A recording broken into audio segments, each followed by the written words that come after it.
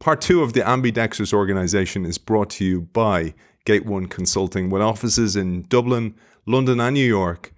Gate 1 is a business transformation consultancy who partner with some of the world's leading organisations to deliver meaningful change. To find out more about how Gate 1 Consulting can help you, you can find them at gate1consulting.com. Our guest today has taught at UC Berkeley, UCLA, Columbia, the Harvard Business School and Stanford. He has published hundreds of papers and 6 books. If none of that is enough, he's also an Irishman. We welcome the co-author of Lead and Disrupt 1 and 2 over my shoulder there, and Winning Through Innovation over the other shoulder over there, and host of a load more titles that I would love to get through in the future. Charles O'Reilly III, welcome to the show. Thank you, Aidan. It's a great pleasure to be here. We are in for such a treat today because we're going to go beyond the books. So those of you who have followed Charles and Michael's work, we are going into unknown territory for you, uncharted territory, because Charles sent me 3 great case studies last night. I had thought I was all prepared, and then I had to take the day off to read those case studies. They are Microsoft, DaVita, and AGC, a company formerly known as Asahi Glass. Beautiful. But I thought we'd start with your origins, because you started off in the army and you understand culture firsthand there. So maybe we'll start with that, Charles. I'd love you to share your story. Sure. So I grew up my father was an Army officer, and so we grew up on Army posts around the world. And that's what I wanted to do. So I went into the Army, and I spent some time in some of in the paratroops in the 101st Airborne Division. And when I got out of the military, I really didn't know what to do. And so I decided to get an MBA. When I was in the MBA program, I had the opportunity to work with a then young assistant professor, and realized that you could study this stuff. You could study leadership. You could study innovation. And so essentially sort of finished the MBA, went into the doctoral program. So a lot of my research, and then I met Michael when we were both doctoral students. I gave a talk back at, he was a student at MIT. I was a student at Berkeley, and I gave a talk back at MIT. And we were both doing research, kind of related research on networks, communication networks. And so that started our collaboration. You know, the origins of the Winning Through Innovation that Mike has talked a bit about, Mike and I were working with, teaching, writing cases on a set of companies that we thought were great companies. There are companies that most of you listening to this podcast would never have heard of because it was a long time ago. But we thought they were great companies, and several of them failed. And it was a shock to us. I mean, we thought they had great people, they had good market position, they had good technology. And that led us to think about this notion about why do big organizations sometimes get stuck? Why do they get disrupted by smaller companies? And that led to, you know, the 40-plus year collaboration that Mike and friendship that Mike and I have had, where we looked initially, with Winning Through Innovation, we looked at kind of why is it that organizations get stuck? What's the sources of inertia? And a big part of that, which we'll come back to momentarily, is culture. In doing the Winning Through Innovation, we realized that there were some companies that, in the face of change, were able to adapt, to compete in whatever their big existing markets were, but also explore into the future. That led to Lead and Disrupt. In doing Lead and Disrupt, the first edition, that gave us an opportunity to spend some time in Europe and Japan talking to leaders of companies. And one of the things we realized in doing that was that sometimes leaders weren't thinking, we thought, very clearly about innovation. Let me give you an example. We were in Japan, and there was a company a big electronics company that you would all know, that had spent 4 years investing in design thinking, which is, of course, a great methodology for coming up with new ideas. And they were very proud of that. And they actually told me that they had generated 400 ideas for new products and services. And I pushed them a little bit, and I said, well, how many of those have you actually gotten into the market? 2. That is, they were great at ideation, but they really didn't know how to incubate. And so we came up with this notion of ideation, incubation, and scaling. Ideation is about coming up with new ideas, and there are disciplines for that. Design thinking, sort of open source innovation, hackathons, corporate venture capital. There are a bunch of ways of doing that. Incubation is different. Incubation is taking ideas and figuring out which of those ideas, customers might be willing to pay for and grow into a new business. That's Lean Launchpad. That's a business model canvas. The third discipline is scaling, and in a way, that's the most difficult. That is, how do you take assets and capabilities from existing businesses, oftentimes that are profitable, although declining, and move them into what could be lower margin but growth-oriented businesses. So we were with a company in Germany, an automobile company. They were great at ideation. They were great at incubation. They were terrible at scaling. That is, they were run by internal combustion engineers who were perfectly willing to let them do these experiments in Berlin and Munich. But when the time came to say, look, can we take people and money away from our existing internal combustion engine business and actually grow these businesses, they weren't having any of it. So that led us to the second edition of Lead and Disrupt. In doing that and working with Andy Binns, who you'll meet later, it became clear to us that there were individuals in organizations that were able to drive innovation, to be entrepreneurial within existing organizations. And that led us to the third book, which is Corporate Explorer. So Lead and Disrupt is kind of a top-down story. How do you design organizations that can compete in existing and growth businesses? Corporate Explorer is a bottom-up story. It's how to, as an individual in an organization, how do you drive innovation? So that's the kind of landscape. Now, the way culture fits into that was that. So I came out of some strong culture organizations, and strong culture, as you know, can be a very positive thing, and it can also be a very negative thing. It can be a huge source of inertia. And so culture has always been a part of the story. You spoke with Mike about the congruence model, the hardware and the software, and clearly culture is the software. It is the way we think about it. It is a social control system. That is the only way you get big organizations with large numbers of people coordinated is you have to put in formal control systems. We put in budgeting systems, performance management systems, product development systems, financial. We don't have any problem with that. You have to have them if you're going to coordinate large numbers of people. That's what culture is. Culture is a social control system. If I come to work in an organization, it's very important for me to figure out how I need to fit in. How do I need to behave to be seen as a good person? Okay? And I'll do that. I'll talk to people. I'll see who's getting promoted. I'll listen to what my leaders say. So culture is a social control system. And the question then is that social control system going to help you execute your strategy? And here's the tension. The tension is that the culture that's required in big core businesses, exploit businesses, is typically around efficiency, incremental improvement, driving costs out.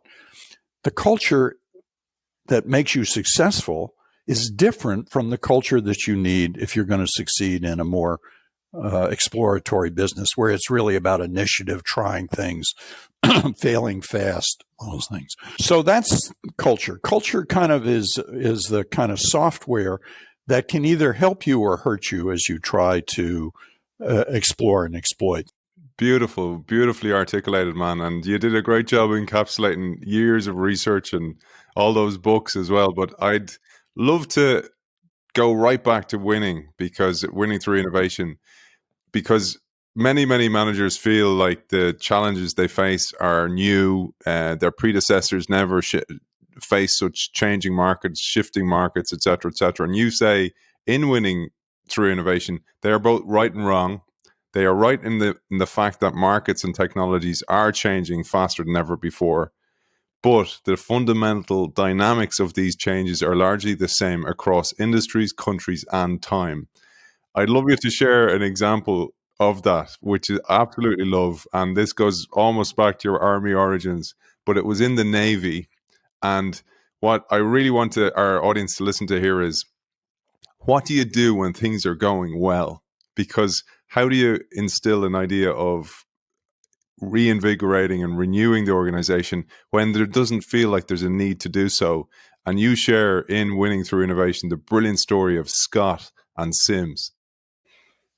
Yeah. So I think you're right. Managers often look at their problem and say, well, my problem is unique. I'm in a different industry. I'm in a different geography, whatever. But you're right.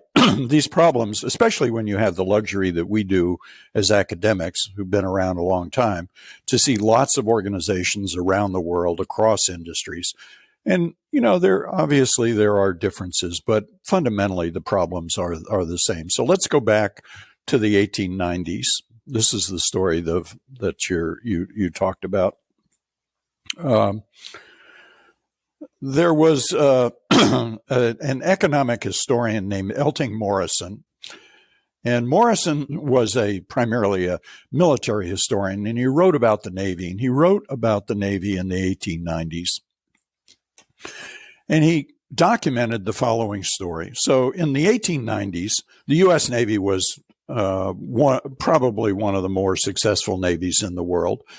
There'd just been the Spanish-American War. The U.S. Navy had participated in that, had been a big part of winning that. So the Navy in the 1890s was successful. In the 1890s, gunnery, that is the way you were able to aim and shoot guns, was pretty crude. The guns were bolted to the deck. The ships would pitch and roll, and so guns were not very accurate. And Morrison describes how there was a young lieutenant, a guy named Sims, who was stationed in the South China Sea, and he watched a British officer, an Admiral Scott, who had figured out that you could improve the accuracy of these guns if you just put some gears on them, and a telescopic sight, so that as the ship pitched and rolled, you could adjust, and it improved the accuracy significantly. And Sims thought this was a brilliant idea, so he came back to he wrote some reports, he gathered some data, he sent it to the Navy, nothing happened. And, so he wrote some more reports, he got a little more irritated. He said, well, collect some more data. So he collected some more data. Nothing happened. So finally, he caused enough of a stink that the Navy's R&D establishment at the time decided to do a test. But they did the test not on a ship in the ocean, but on dry land. And they demonstrated that there was no significant increase in accuracy. Sims data showed there was a 3,000% increase in accuracy. So here you have a corporate explorer, an innovator within an organization who's getting crushed by the larger organization. And if you ask yourself, well, why would the Navy resist? Turns out the admirals and the captains weren't very excited about this idea, which, as we look back, we kind of think, well, they should be excited. Why aren't they excited? Well, if you put yourselves in their shoes, here's why they weren't excited. The strategy of the Navy at the time with these bad guns was the way you fought battles was you crossed the Nelsonian T. The way you did is you closed with the enemy. You literally boarded the enemy ship and you captured the enemy ship. And part of your incentives as a captain were oftentimes you got credit for capturing the ship. With this new approach to gunnery, which you would fight not close up, but at several thousand yards, the skill sets were completely different. The skill sets in the old world were navigation, The culture was a culture of bravery and courage and doing what you're told. The alignment in the congruence model, the skills and capabilities, the structures, the processes, the metrics, and the culture of the old Navy were completely different from what it would take to fight in this new Navy. So the Navy and the Bureau of Ordnance, the R&D establishment, resisted this. At that point, Sims' career is over. He's challenged the senior managers and, got nothing. It turns out that he takes all his data and he sends it to the then Assistant Secretary of the Navy, a fellow named Teddy Roosevelt, who obviously became a president of the United States. Roosevelt was interested in guns, and so he read the report and he looks at this and he says, 3,000%, are you kidding me? And he brings Sims back from the South China Sea and he makes him the director of gunnery and then subsequently the head of the Bureau of Ordnance. And they completely transformed the Navy. Now, a little known fact is Elting Morrison was actually married to Sims's daughter. So this is why he was able to write this story. It's a very nice story of inertia, a big successful organization resisting new technology. It's also an example of a corporate entrepreneur persisting, being resilient, and ultimately convincing senior management. That story in the 1890s plays out today in the 2023 around the world. And Aidan, we could talk, if you wanted, we could talk about some more current examples, but you tell me what would be most interesting. Thank you for giving me that beautiful story. I think what you said at the end is it still plays out all the time. So let's bring it into a modern day case. Like one of the things you learn is there's people in the organization, the corporate explorers, as you call them, who are bringing ideas all the time, but it needs leadership involvement also to bring it all the way to the top, like Teddy Roosevelt and Morrison identified. But let's bring it to the case of Microsoft, the one that you sent me. And thanks so much for sharing the case. I'm going to set you up with a great little quote just to give context to our audience, because some may have forgotten how dire straits that Microsoft was in.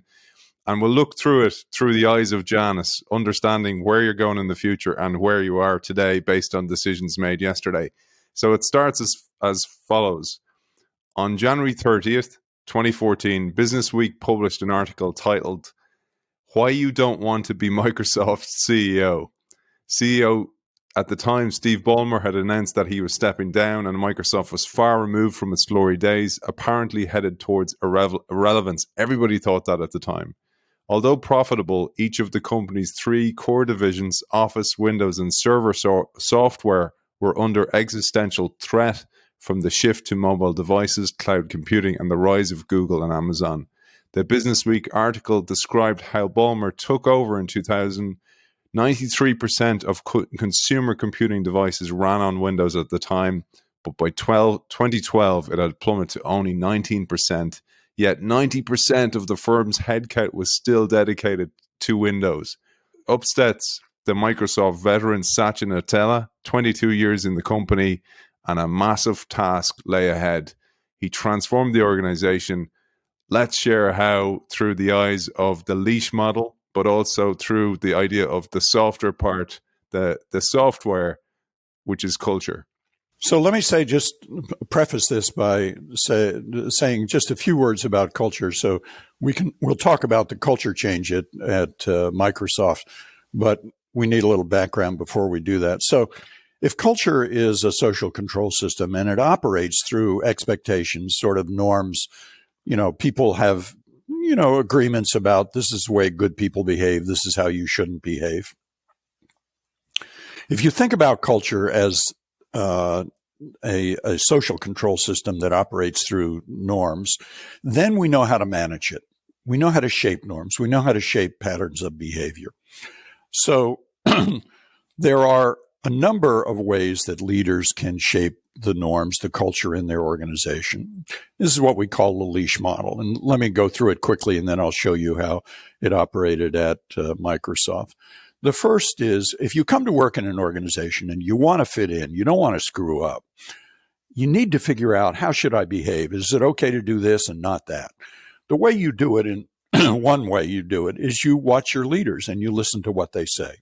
So the first lever for changing cultures is leader behavior, leader actions, what they say, more importantly, how they behave.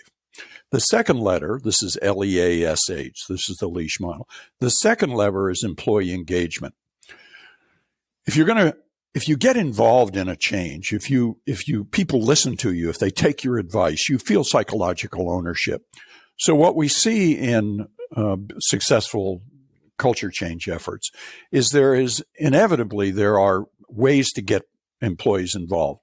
Task forces, committees, pulse checks, surveys, town halls, getting people, listening to people so they feel that they have some ownership. That's the E. The third lever is the A, the aligned reward systems, but not money so much, but status, recognition, approval. If I'm in an organization and I want to know what's really important, I look at who's getting promoted and I ask myself, what did they do to get promoted? Or if I see people who didn't get promoted, what are they doing that's not getting them promoted? So getting the reward system, recognition, approval, sort of promotions. The fourth lever is the S, the symbols, signals, vivid illustrations. The way I know something's important is if you show me, this is what the culture looks like. This is who we honor. So that's the fourth lever. And the fifth lever is the H, that's HR system alignment. That is how we recruit people, how we select people, how we train people, getting the HR systems aligned. So that's the L.E.A.S.H model. So now let's go back to Nadella. Let's go back to 2014. Nadella in February is appointed CEO, and one of the first things he's a 22-year veteran, as Aidan said. So it's not like he's coming in from the outside. So he understands Microsoft. He understands the threats. He understands the strengths. So one of the first things he says is in a speech is he said, our ability to transform Microsoft is our ability to transform our culture. The existing culture under Ballmer and Gates was aggressive, individualistic. They had a performance system which was stack ranking. So the bottom 10% got eliminated every year. This created horrible political dynamics where leaders, in order to protect their people, would argue about why other people's, it was a very political kind of environment. So the culture was you had to know the answer. God forbid you were asked a question by a senior leader and you didn't know the answer. So it was a culture that had, in some ways, had made them successful. It was clearly not the culture they needed going forward. So Nadella and his chief people officer, Kathleen Hogan, spent 9 months basically doing town halls, focus groups, listening to experts, getting advice from the people in the organization. What is it we have that we should keep? What is it we have that's getting in our way? And what is it that we don't have that we need to change? At the end of 9 months, he got his top 180 people together, and they decided on what the culture would look like. And they came up with this overarching vision of a growth mindset. So growth mindset was going to be kind of the foundation for a culture of learning, not a culture of knowing, but a culture of learning. Then over the next 3 years, they drove this new culture into the organization. They trained 27,000 managers on how to implement the culture. They cascaded it into the organization. Let's go through the L.E.A.S.H model. First of all, the leaders, not just Nadella, but all the leaders were on the same page. They trained them how to talk about the new culture. They got people involved. They had pulse checks. They had surveys. They're constantly, to this day, they're constantly monitoring the culture. They got the reward system aligned. People who exhibited a growth mindset were people who would get promoted. In order to get promoted to a VP level in Microsoft today, there is a separate culture interview. If you do not, as an individual, if you do not embody the culture that they need at Microsoft, you will not be promoted. So they got the reward system aligned. They constantly communicated these sort of vivid illustrations about what the culture looks like. Every senior management meeting starts with a story about somebody in the organization who did something that demonstrated a growth mindset. Think about this. For 5 years now, every meeting, senior meeting, starts with a story about the culture. So they constantly use stories. And finally, they did a radical change in their HR systems. They got rid of the stack ranking system. You're now rated on a much more collaborative basis. They train people how to do this. They change their selection processes to be much more inclusive. So they've had a remarkable change. And if you look at the stock price of Microsoft, you can see that they're now $1 trillion company. It's a remarkable transformation. So it's a full organizational transformation driven not entirely, but importantly by culture. Let's move on to DaVita, another brilliant case that you sent on to me. And I loved the story of DaVita, particularly because of the vision, mission, and core values, and how how it was shown that was so important, both with a merger, but also turning around the fortune of the company as well. You start off with a quote from the CEO, again, another guy who took over amidst the crisis, Kent Theory. And he said, companies can be a formidable force for good in the world without sacrificing or ignoring their responsibility to shareholders. That's a difficult thing for many leaders, particularly coming from the old way of leading an organization. It's sometimes seen as you're being soft on people by focusing on purpose and values and culture. Maybe you'll tell us about DaVita. So I've been an admirer of DaVita for 15 years now. I have Kent come to class and talk to our students pretty much every year. So here's the background on DaVita. It's an example of a leader in a company that is using culture for competitive advantage. In, I guess, 22 years ago, DaVita was then called Total Renal Systems. This is a kidney dialysis company. So for those of you who are certainly not from the U.S., the kidney dialysis in the U.S. is, so first of all, kidney dialysis occurs when people have what's called end-stage renal disease. Your kidneys are failing. What that means is you need to go to a clinic 3 times a week. You're hooked up to a machine for 3 or 4 hours, and the toxins in your blood are clean. This is a miserable business. It is a low margin, low wage business. The average employee in a kidney dialysis company center in the United States is a single mother with a high school or maybe a junior college degree. 70% of the revenues from patients come from government support. You can't make any money from the government. You can lose money because if you're not completely compliant with all their regulations, then they withhold payment. So these clinics open often at 6, 7 in the morning. They're open till 8, 10 o'clock at night.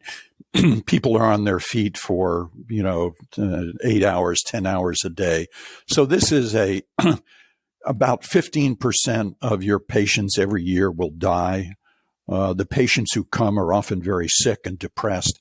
This is a low margin, low wage, depressing business. So if you go to DaVita, you see the opposite. It is a company. One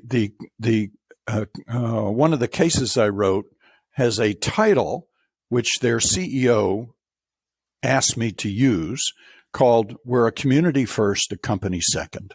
And he believes that. You look at that and you say, well, that's kind of crazy. Why? But he has created a culture and a community where people care for each other. And because they care for each other, amazing things happen. So if I were to ask you as a listener, if your doctor said to you, in the U.S. at least, I'm sorry to tell you, you're going to have to get dialysis. How would you choose a clinic? Well, here's what you would probably do. First of all, you would go online and you would look at the kidney support groups and you'd listen to what they say about their experience with clinics. You might go and visit some clinics. You would certainly talk to your doctor. And here's what you would learn about DaVita. DaVita's clinical outcomes are head and shoulders above the competition. They simply are better by a significant margin. Warren Buffett, who, if you follow Warren Buffett, the great investor, his investment thesis is you invest in stable, cash-generating, well-managed businesses that have a moat, that are protected. He owns 20% of DaVita. So he believes DaVita. Now, so what's their competitive advantage? There's no technological advantage. They all use basically the same equipment. The only advantage is culture. And here's how it works. By creating a community, by creating a place where people genuinely care for each other, the patients pick that up. They are more likely when they come because the turnover is lower, they are more likely to see the same people. And when they see the people are by and large more cheerful than the competitors. If that's the case, patients are more likely to come regularly. They're more likely to stay on their medication. Their clinical outcomes go up. If their clinical outcomes go up, then people are more likely to come to the clinic. So there's this virtuous circle that they have created. And they've created it from the culture. And if we were to go through the L.E.A.H model, you would see the same thing. Their leaders are constantly sort of signaling the importance of caring for each other, taking care of each other. They constantly get people involved. They're constantly They've got the reward systems are aligned. They're constantly celebrating people who live the DaVita values, and their HR systems are completely aligned. So it's another example of, on the one hand, a turnaround. When Ken Thiry took over that business, they were technically bankrupt. If one creditor had called a loan when he took over, they would have had to close the company. And today, of course, they're a hugely successful company, and they're successful because of the culture. It's a great case study. I'd love to dive into just a couple of elements that we didn't cover with the Microsoft case, particularly their choice of language to shape behavior. I think that is so important about the language leaders use, and Thiry went a level beyond that. He used words like village instead of company, and teammates or citizens instead of employees or staff. And it has an absolute impact on people, on how they think, because we think through language. Maybe you'll expand on that, Charles. Yeah, most people, I think most leaders, especially senior leaders who obviously have got lots of important things to do, they look at this notion of language and they say, okay, that's, interesting, but it's not very important. But I agree with you, Aidan, it is very important.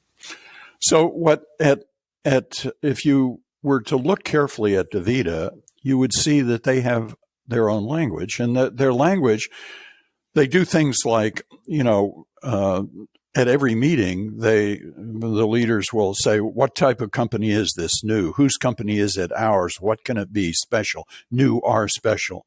They have a saying called, we say we did. Whenever a leader, Ken Thiry, for instance, or any other leader, is in a town hall and they're asked a question, and they don't know the answer, then they're obligated to come back and provide the answer. So we say we did.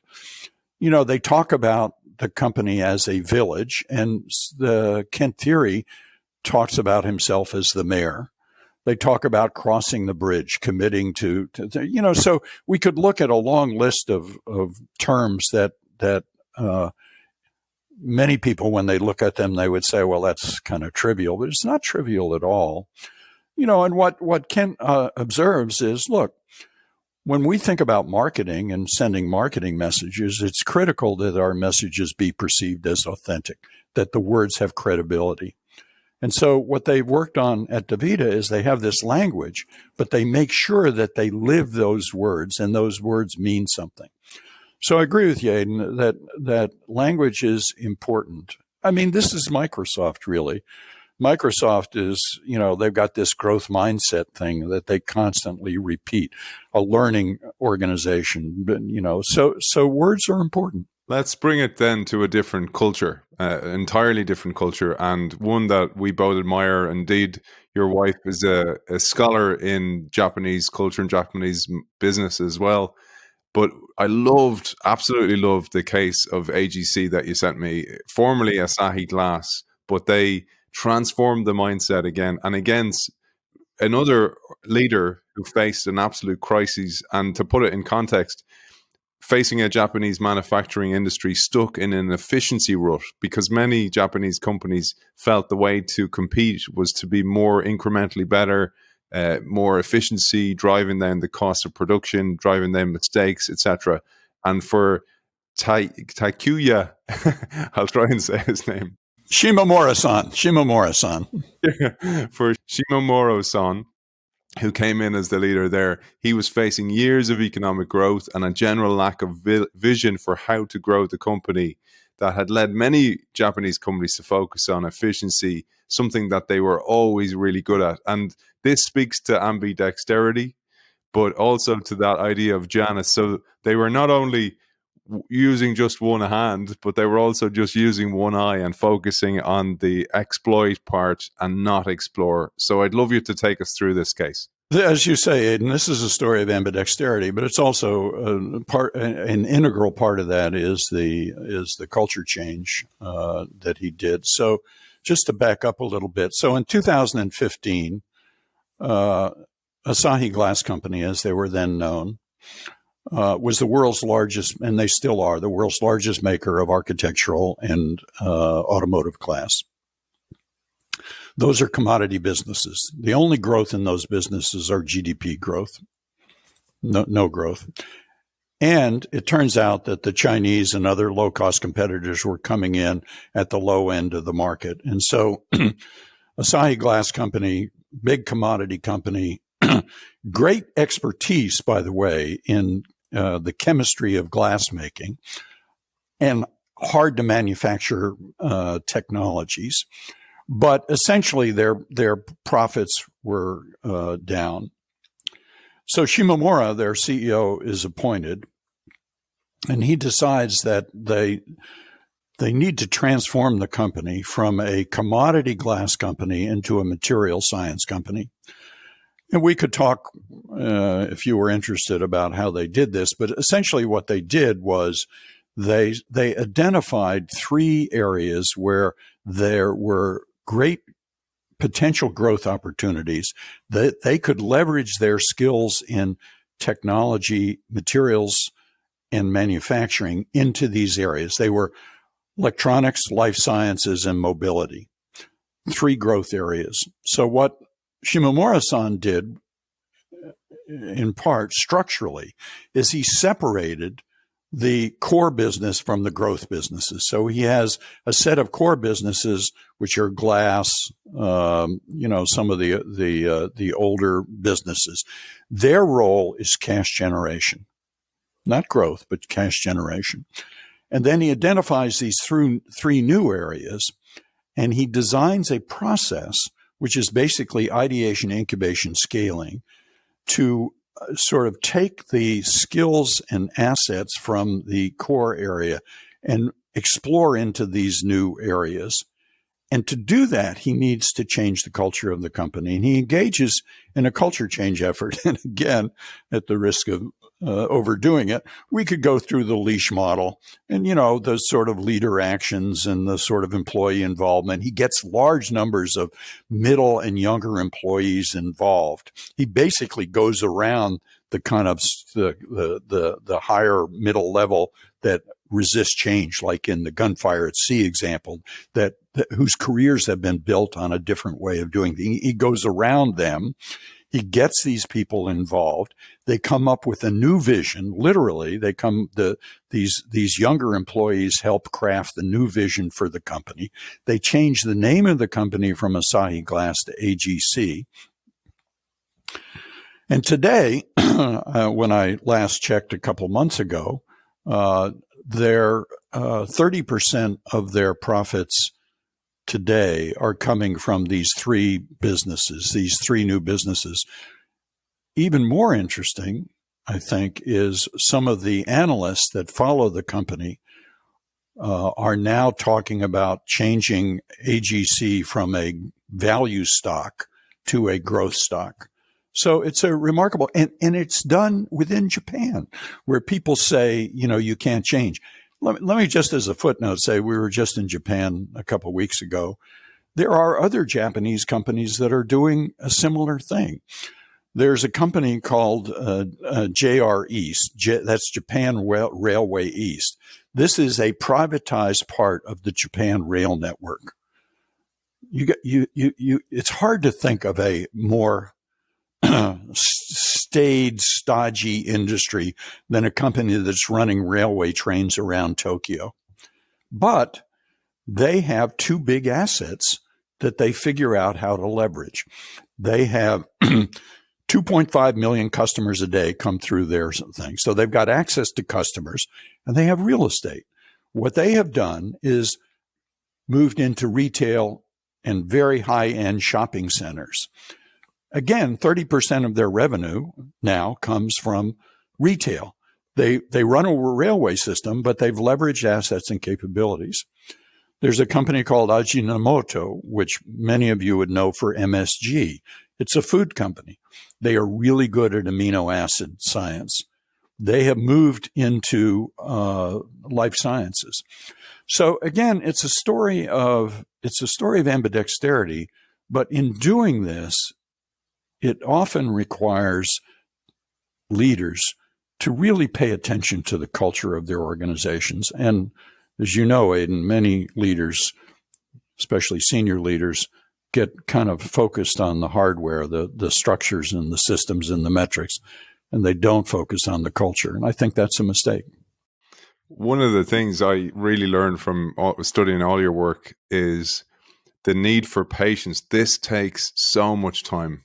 And I think that Shimomura-san had identified this as well, that he met the resistance from managers that had built their careers on the way things used to be, and that he had to kind of go around them. But he also had to get them on board because they just didn't want to be along for that long, relentless ride, because it takes a lot of time.